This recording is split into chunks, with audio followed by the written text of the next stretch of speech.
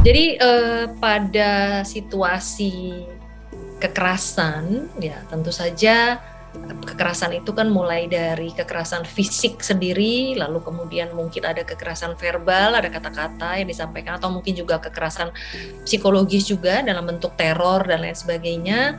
Bahkan juga ada yang sifatnya kekerasan sekunder, ketika ada entah orang lain atau mungkin terjadi sekali lagi, itu juga akhirnya ikut menambah dampak kekerasan itu sendiri. Nah, dari setiap jenis-jenis kekerasan yang tadi saya sebutkan, atau juga mungkin ada kekerasan dunia maya ya, cyber gitu, itu tentu ada dampaknya berbeda-beda. Nah, kalau misalnya ditanya bagaimana dampaknya, itu setiap orang berbeda-beda, tergantung kepada satu jenis kekerasannya, selama berapa lama, lalu kemudian juga kedua adalah faktor individu itu sendiri. Jadi ada orang-orang tertentu yang memang artinya lebih tahan gitu ya, lebih resisten dibandingkan orang lain.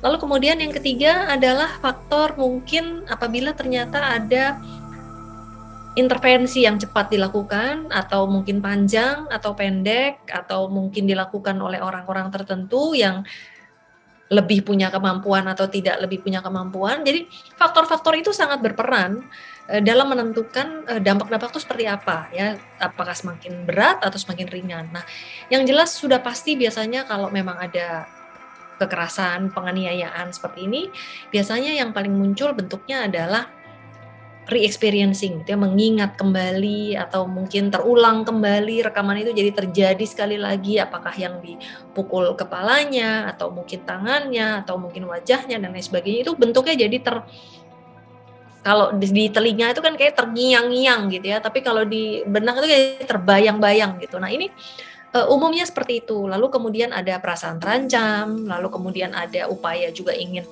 menghindari, mungkin kalau ketemu orang yang sama atau yang mirip atau tempat yang sama atau apapun yang bisa mengasosiasikan itu, jadi sangat mudah untuk teringat-ingat kembali. Nah, kemudian ada lagi juga misalnya dampak-dampak berikutnya, mungkin ada kecemasan, kemudian depresi, atau mungkin juga ada mimpi buruk, ada sulit tidur dan lain sebagainya, atau bisa jadi akhirnya mengganggu kualitas hubungan dengan orang lain, terutama terkait dengan hal-hal yang sangat mudah untuk dianalogikan ya. Misalnya pelaku kekerasannya mungkin laki-laki gitu. Nah, berikutnya dia akan menjadi takut kalau ketemu laki-laki juga bisa. Atau misalnya ternyata ada yang terkait dengan ciri-ciri khas tertentu, misalnya mungkin kumis atau jenggot atau rambut panjang dan lain sebagainya. Nah, itu jadi akhirnya mengganggu atau mempengaruhi kualitas hubungan dengan orang-orang tertentu yang membuat seseorang ini jadi sangat mudah melakukan asosiasi atau analogi dengan pelaku atau situasi atau apapun yang pada saat itu terjadi kekerasan.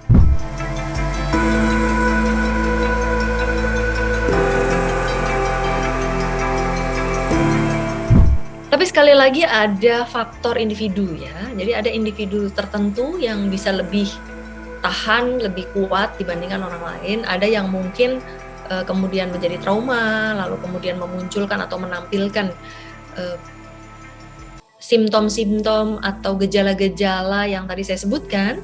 Tapi ada juga yang lalu kemudian tidak terpengaruh atau kemudian malah justru punya tekad untuk membalas gitu, itu juga ada gitu. Jadi tergantung orangnya. Nah, dalam hal ini tentu harus ada pemeriksaan psikologis untuk mengetahui, saya baru bisa menjawab bagaimana dampaknya kalau saya tahu orangnya, tahu situasinya, lalu kemudian pada saat itu mungkin intervensi apa yang dilakukan. Nah, itu bisa kita prediksikan kira-kira dampaknya seperti apa. Apakah dampak-dampak yang dialami itu termasuk gangguan psikologis ringan atau sedang atau berat, itu harus ada perhitungan dari kasus-kasus tersebut. Karena kasus yang sama misalnya ya, ternyata kejadiannya sama, perlakuannya sama, waktunya juga sama, dilakukan orang yang sama sekalipun, tetapi kalau karakter individunya berbeda, bisa jadi dampak psikologis yang dialami juga berbeda. Tapi yang jelas terakhir adalah bahwa tadi mempengaruhi cara berpikir, kognitif, kecemasan, emosi, lalu kemudian sosial gitu ya, aspek sosial, hubungan komunikasi dan hubungan interpersonal dengan orang lain. Tapi ada juga satu lagi yang akhirnya juga mempengaruhi misalnya daya ingat gitu ya. Kadang-kadang ada orang-orang yang misalnya akhirnya jadi punya waktu reaksi yang lebih lambat dibandingkan orang lain. Karena faktor kekerasan itu mempengaruhi kapasitas berpikirnya ya, terutama bagian-bagian tertentu dalam otak yang memang dipengaruhi oleh kekerasan ini sendiri.